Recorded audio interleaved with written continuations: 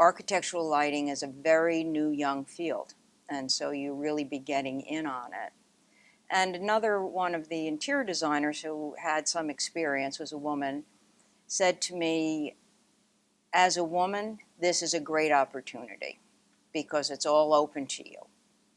And you have to remember, at that time, you would go into an architect's office and there would be no women in the architectural office. There certainly would be no principals. They were more in interior design. But it was really a very different world. And so the idea that you had an open field, it was new and it was good for a woman, was very enticing. And so I started working for Carol, I think, the next day. Then we started to expand. So then it was really the three of us. But there was always a bit of a difference of how designers work together. So Carol and I felt very much the benefit of a collaborative approach. Jim felt that it was better to be, sort of three different companies, independent, that sort of were in the same place. And eventually in 1985 we had a parting of the ways, and it came down a lot to this because of a real difference in how a design firm should be working. And then Stephen, who had been working in the office, became the third partner. And that was the origins of Klein, Bettridge, Bernstein. That's right. And it's been that firm since that time. Yeah, that's correct. That's correct. And what role, how did you grow into the role? You now lead the firm. Well, Stephen and I do. Mm-hmm. Stephen and I do. We're equal partners. Tell us some more about what it was like to work with Carol Klein. Carol was unique. He had started as, well, he's an architect, and he was working at SOM, and he was lent out by SOM to Edison Price. And it was one of their big projects. It might have been Hanover Trust or one of them. And he ended up staying there as a vice president of design for 15 years. So he always approached each project in a very architectural way, but with also this incredible knowledge and gift of how light works and of fixture design. Now, back then, there wasn't a lot of fixtures. I mean, there were, sort of the basics. But lighting designers had to really design a lot of the architectural fixtures, the lighting fixtures, and they'd work closely with manufacturers to be doing that. And that was a real gift that Carol had. In my internship or apprenticeship, so to speak, there was no coddling. There was no coddling by Carol nor by Jim. It was you're really thrown into the fire and get moving. And so I worked for many, many years right across the table from Carol. That was the way we worked. And there was a lot of friendly arguing that would go on. I would always say to Carol, why in my projects do I have to have so much light? And then when you're in charge of a project, you can get away with so little light. This was like one of the things that was back and forth. Why do I have to have so many fixtures? Why don't you have so many fixtures? And there was that kind of amusing, challenging that we always had with each other. But in the early days, you learned from both of them by watching and by asking. It wasn't like, this is what I'm doing now. I am, looking up this, or I'm trying this layout. You just watched, and then you were told what to do, and you were criticized. So we drew everything, and that's how you learned. And every fixture that was on a project was redrawn specifically to scale in exactly the ceiling condition that it was going to be. And if your line weight wasn't right, Carol would be very grumpy and say, "Jesus, Bettridge, what are you doing here?" And one time he called me an idiot. And that was it. I said, "Carol, I'm many things, but I'm no idiot." and you're not allowed to talk to me like that. And he never did again. This is going back to this fascination with sources that I caught from Carol, that and the potential for things. It was about 10 or 12 years ago, I think it was the IES, put on a show over down at Cooper Union. And they had new sources, and I think it was someone from Hewlett-Packard was there, an engineer. And he was talking about the promise of a source called an LED. And we were in this auditorium. It was darkened. He darkened it. He described how they worked, and then, that it was a different kind of light source. And he took what was like a flashlight, and I think it was a 1 watt or 3 watt, and it was red, and he beamed it across the entire auditorium. And I came back and I said to Stephen, that's the new source. That's what lighting's going to be. Wow. I just... Right there at the beginning. Right there. And I went in, and from then on, I tried to put it on every project. I was working on Time Warner Center, and I'd go into this. All I could find was somebody lent me a strip at that point, that was, and I'd go into a room, 30 men, because that's what it was, what it was like, the owners, the big developers. And I'd say, on the top of this building is going to be finished in the new century. This was in the 90s. And you want a source of the 21st century on your building. And it's like this. It's magic. And they said, okay. The learning curve I've had over the last 10 or 12 years with LEDs is a whole nother story. I was going to ask about that. A whole nother life story.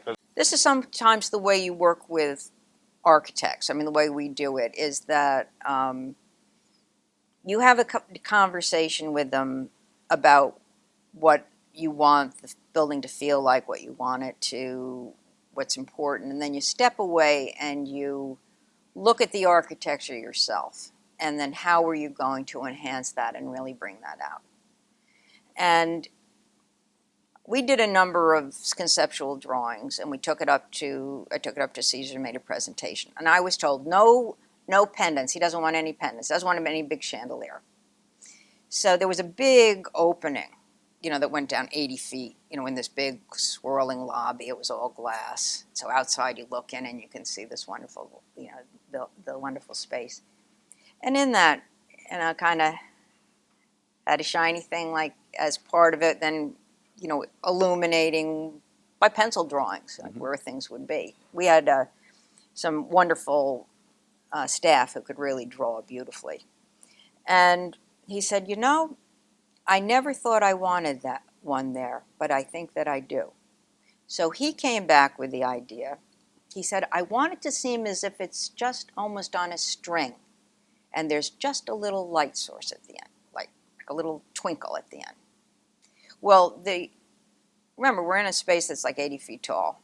It ended up being this big swirling fixture. It's not a fixture, they're individual rods, stainless steel rods.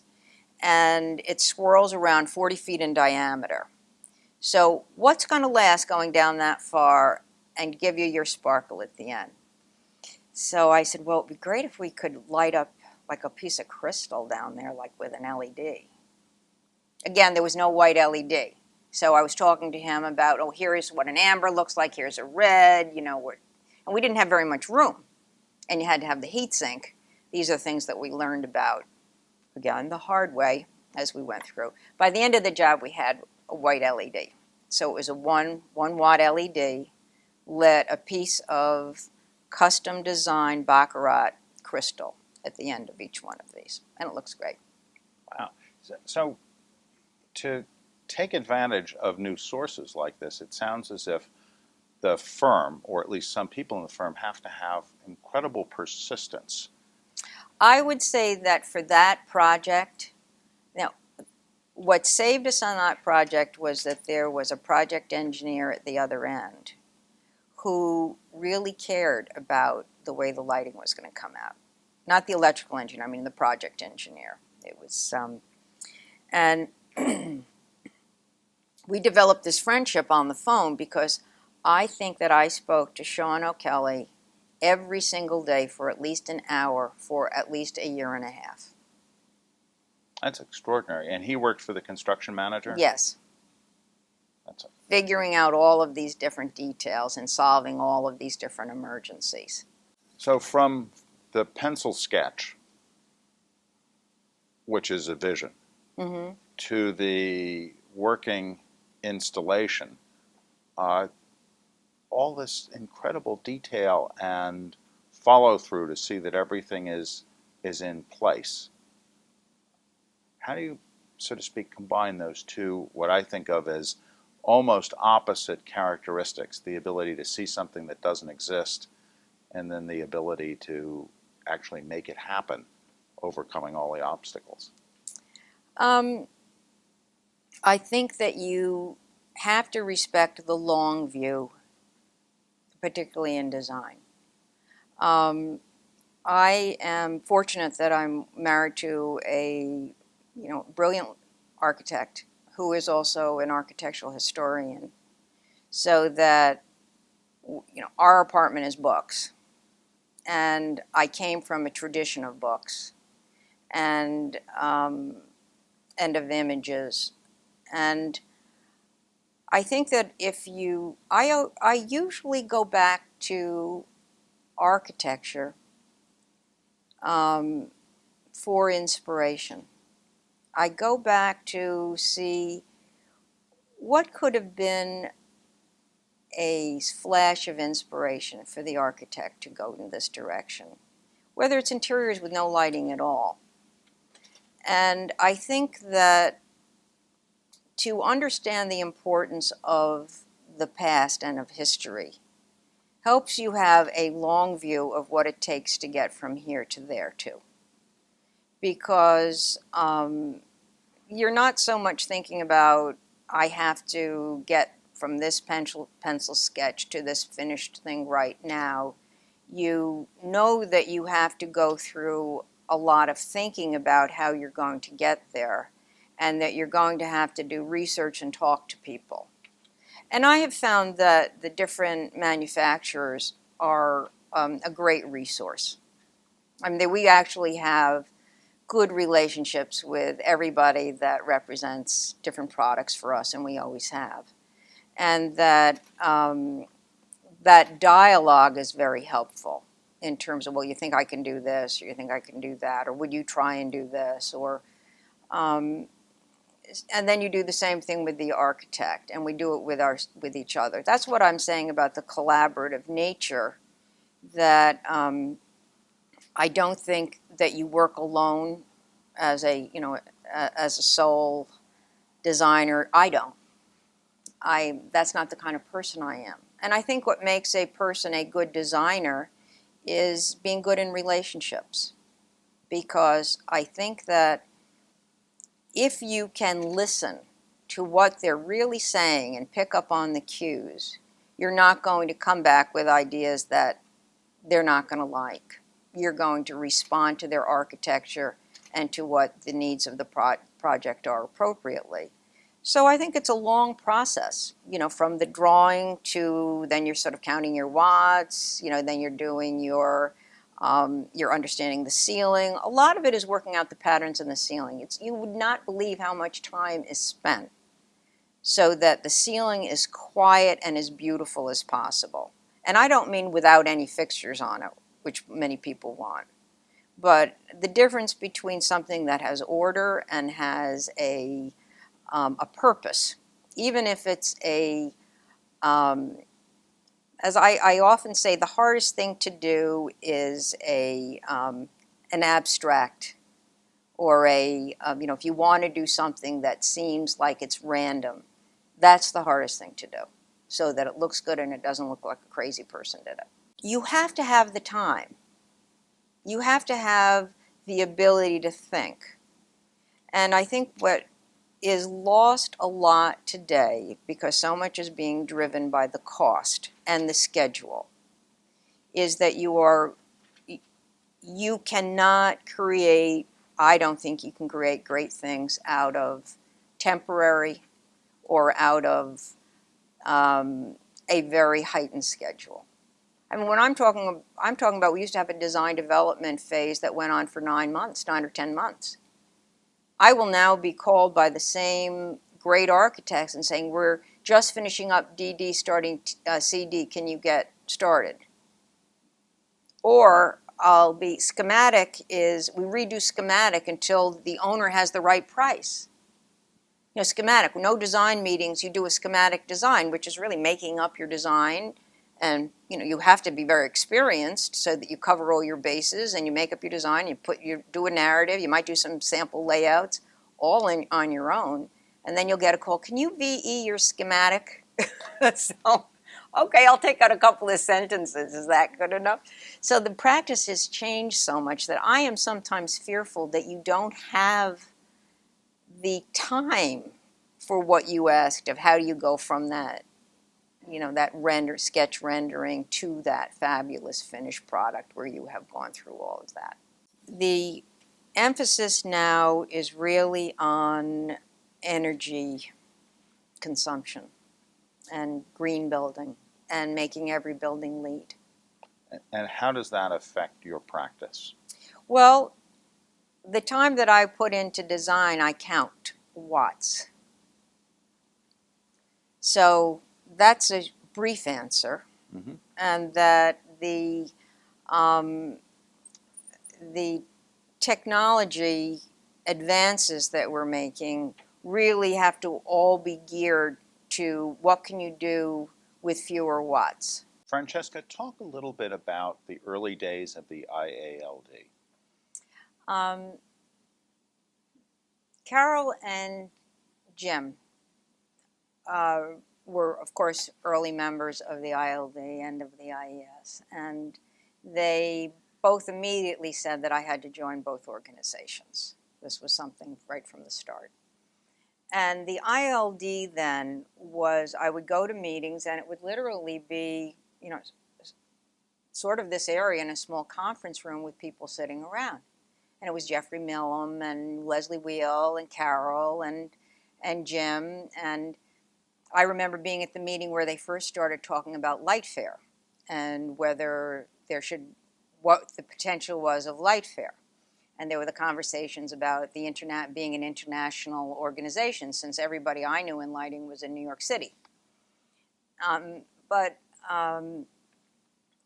it was very small. Now IES was more New York chapter seemed to be more substantial or more established, but it was still a very informal kind of gathering. Carol immediately had me get on the board of managers and of the IES when I was still trying to find my way, but that's how I met people. And it was a very good way of sort of relating to the community. Now the ILD, we would have our annual meetings in the living room of Leslie Wheel's townhouse. So pretty small.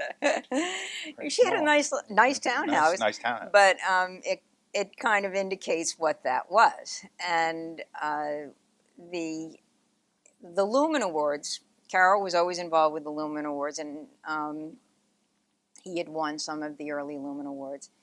And I got my first Lumen Award with Carol on a residence in Llewellyn Park, which is the same residence that my husband was the project architect, and I met him on that, and Carol played Cupid for us with that in his own very low-key style. I'm not sure he was aware of it, but he did. And my first Lumen Award, we were standing around in a conference room and they handed us the certificate. Now, that's a long way from going down to the South Street Seaport when there are, you know, hundreds of people there. But these organizations were very small, and again, people didn't understand what even lighting designers were. And I remember my daughter one evening sort of tearfully saying to me, "Mommy, I hate what you do." And I said, I'm sorry, Shannon. You know, she said, well, I try to explain it and nobody understands what you do.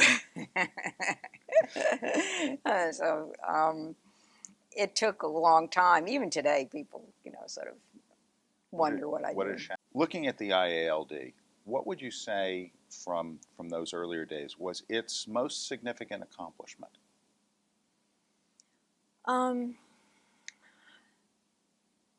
I think for me, the most significant accomplishment, on a personal level, I got to see in the same room who the important people were in the lighting industry. So whether it was Howard Branston or Jeffrey Mellum, or they became not just people in a magazine or remote. They were very immediate, and you saw the interaction between them. And I would hear Carol and Jim talking about it, so I could understand what their strengths were and contributions. Who you look for, and how you create the environment in which people work together successfully.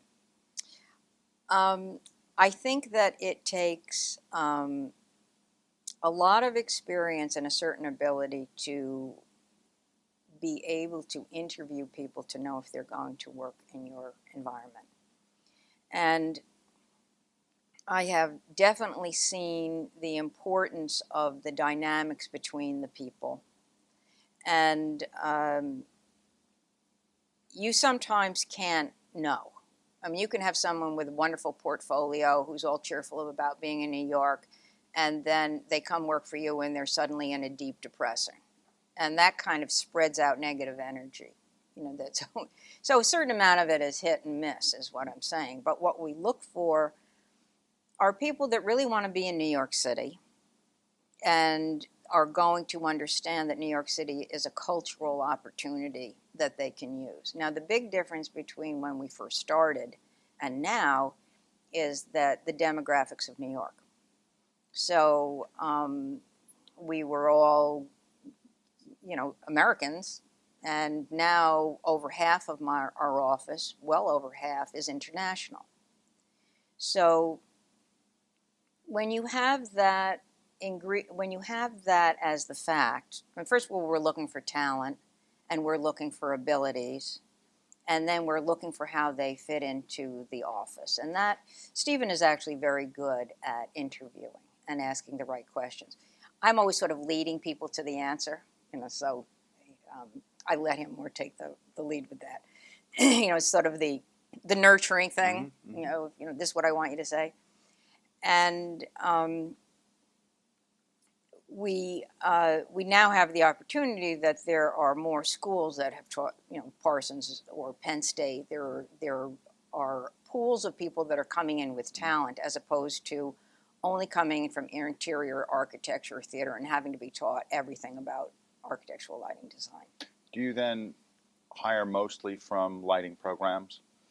I would say yes.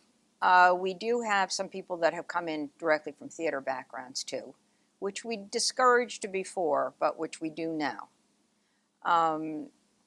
And I think that the personality of the office is one of, I think it's nurturing.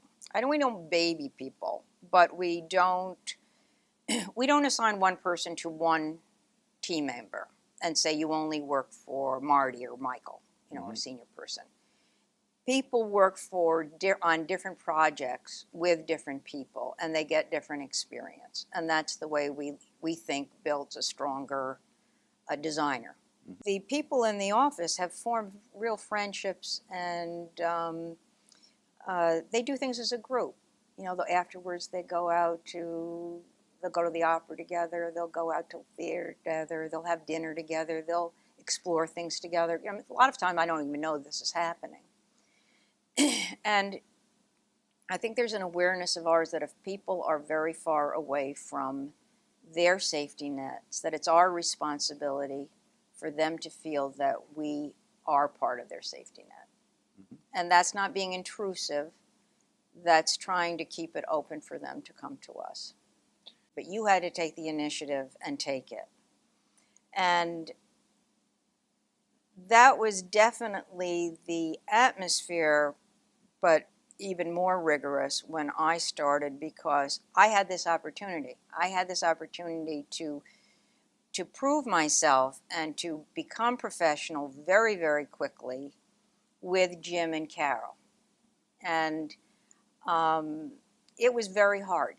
But that meant that I was reading any book about lighting design in my own time, that I was asking the questions, that I was a very active student, quote unquote, participant in this. And I think that now people are coming in with a certain abilities and tasks, but they're not coming in really equipped to be lighting designers, that it's like a 2-year program of training at least before they're up and running. And we try and explain that to them. You know, we know that you have this degree, but now you're going for your post degree, and there's going to be a lot of training and learning along the way. So it's very different because I think people are coming in with different skill sets and they're coming in with different expectations. There are a lot more lighting designers around. There's small firms and big firms, and it's a very different world. I wish that there were people who had a little bit of the fire that was thrust upon me, that would get it really excited if they saw a new source and really want to use it. And anything that I hear about, you know, like OLEDs or whatever it is, I'm trying to think of how can I use that. I wish that was a little bit there.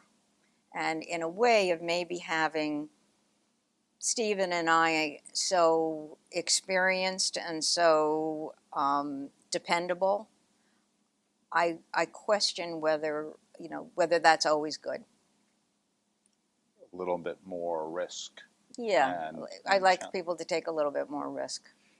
I think there are architects who have always worked with lighting designers. And again, it's maybe hard for young lighting designers to understand that we had to prove ourselves all the time to architects and to interior designers that you needed a lighting designer.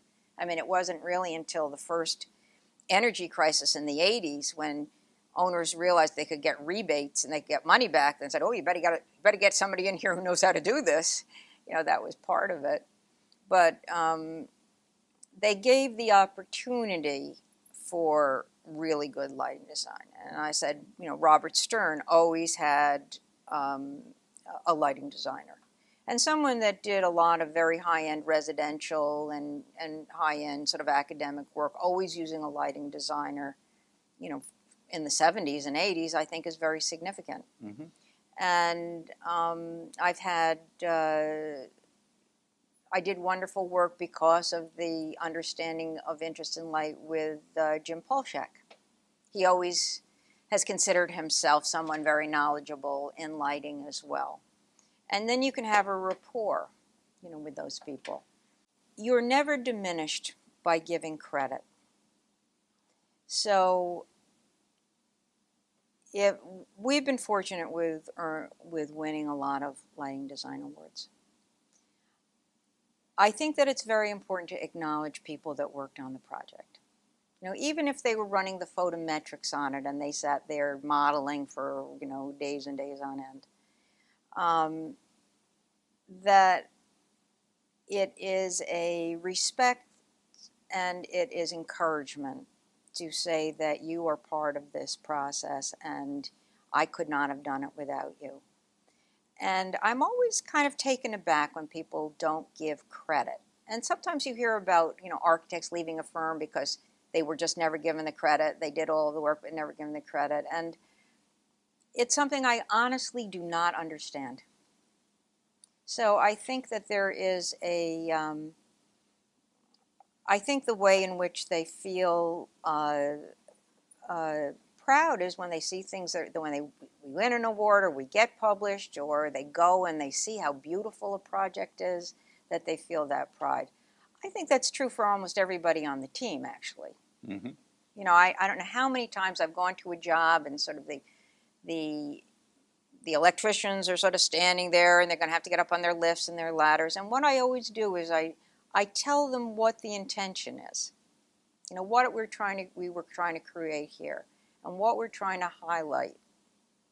And by the end of, they're almost always, they're very, very cooperative. And at the end of the evening, everybody is feeling good, because the difference between focusing a job and not is extraordinary, but people don't understand that at first. And so just that same feeling that everybody worked hard on it, I think is the right thing to do. What advice would you like to give to students or people just entering or thinking about entering lighting profession? It's one of the questions we ask when people come in is, what kind of job projects do you like? And would you like to work on? And if somebody says to me, oh, I really, really love retail, and I like nightclubs and things like that, we say, thank you very much. Goodbye. Because that is an attitude that of something that is, not that I'm nothing disrespectful about those jobs, again, but it is an interest that is really not centered in our world, that we bring to even a temporary, I mean, a retail job is maybe 5 years before they turn it out again. We bring to it a permanence in the way we look at it.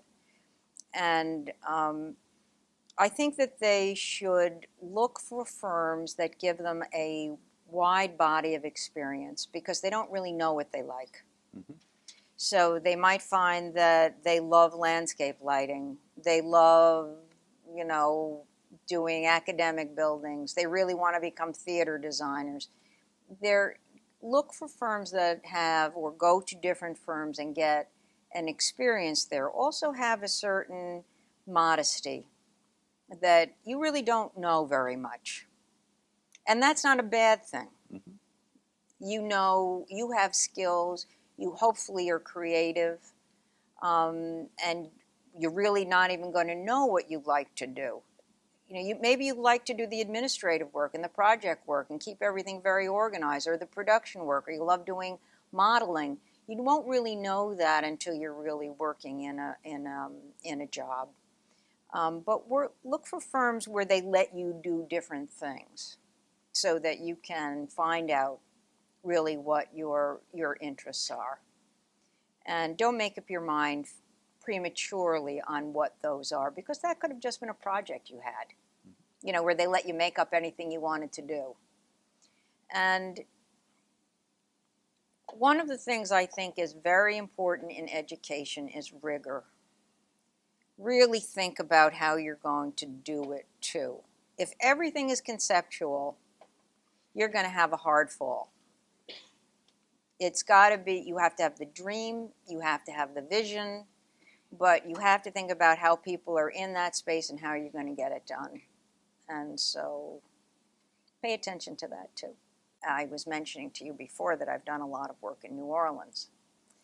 So first project I worked down there was the Hotel Intercontinental, and Perez was the architect.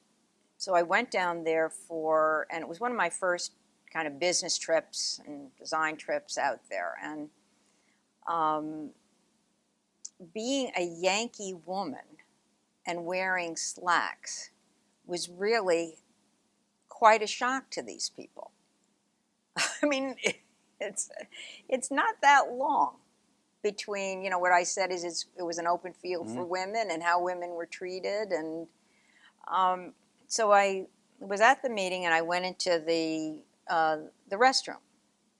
And first of all the women, there were no women architects there. All the women had, like big hair, and they had their heels on, and they were all, we were all darling, and it was almost like something in a movie. I went into the restroom, and there was set up hot curlers already cooking, and hairspray, and all of this whole cosmetic array. And I thought, wow, I am in another dimension. So that's changed. That's no longer true. But there were not only the working there is not necessarily only what is it like to work with on the team or the who the electrical engineer is and blah blah blah. It's also what is the culture? Mm-hmm. What do they expect of you as a person? I loved going to Arne Jacobsen in Aarhus, the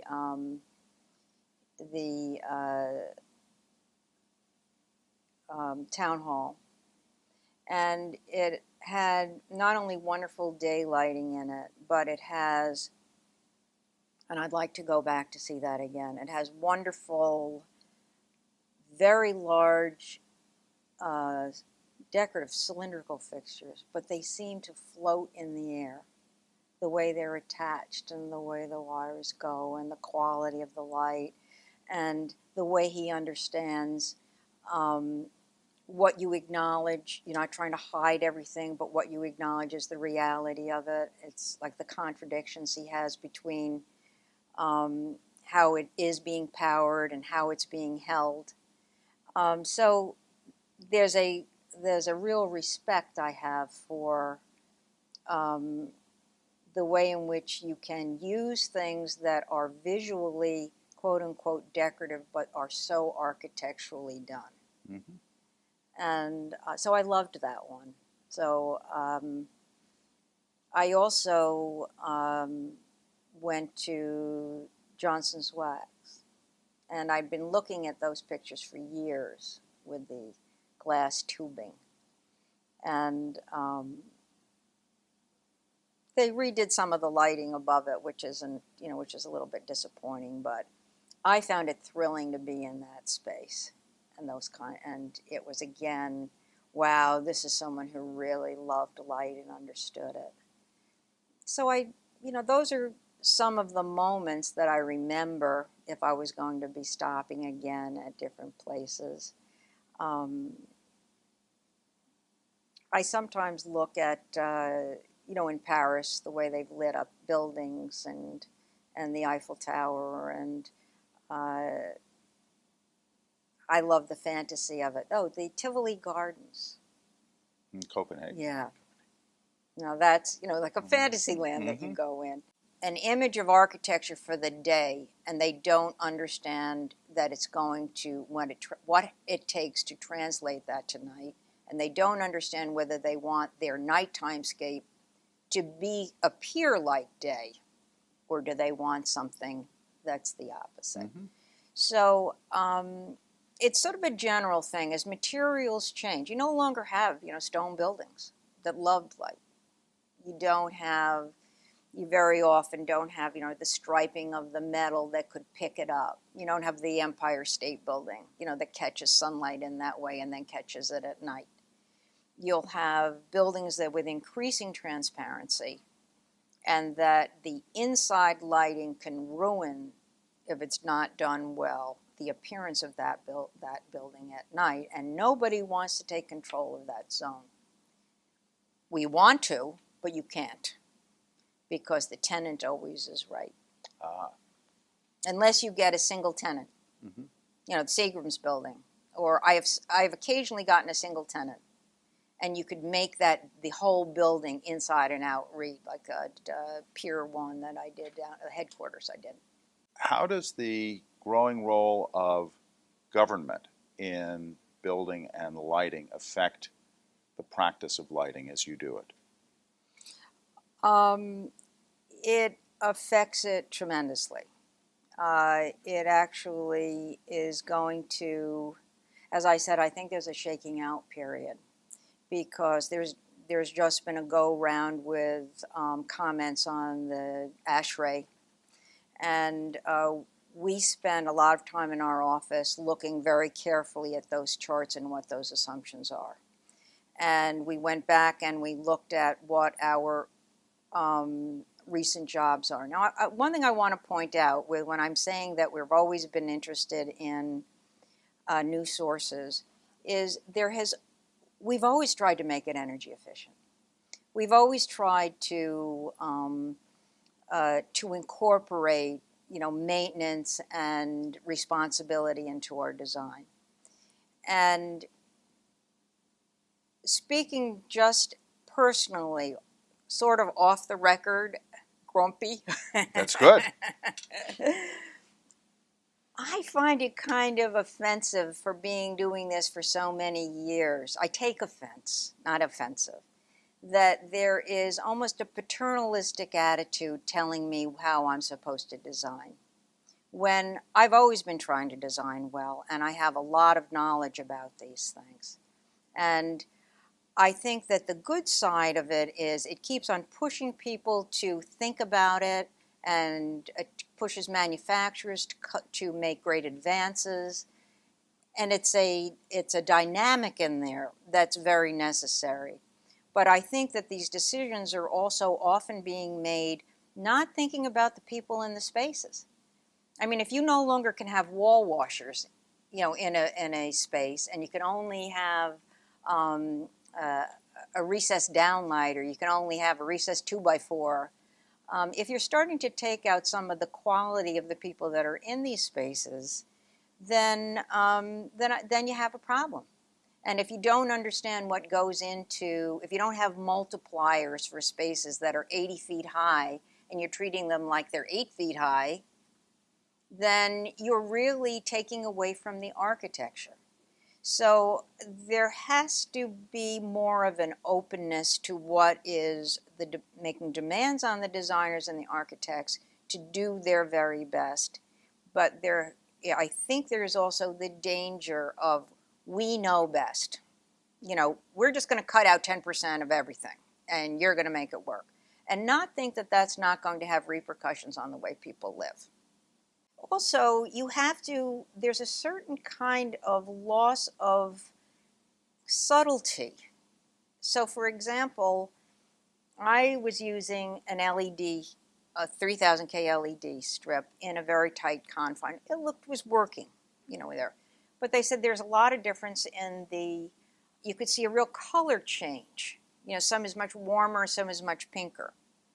So I called up the manufacturer and I said, is there, do you think it's the insulation, or is the voltage, or blah, blah? And she said that, no, actually, within the industry, there is an allowed 500K range, up or down, that's acceptable. But theirs was actually limited to 200. But it's visible to the eye if it's anything more than 100. Actually, I think it's more than 50. So you're not getting perfection there in a simple detail. So that's what I'm saying. If you then have to say, well, that's the best you're going to do. I'm sorry that it looks, like you have 3 or 4 different things going on back there, and it's in a really elegant, architectural detail, but that's the best that's the best the industry can give you now. Mm-hmm. So that's what I mean, by the subtlety, the nuance, the perfection. We somehow have to keep on getting there, and we're not there.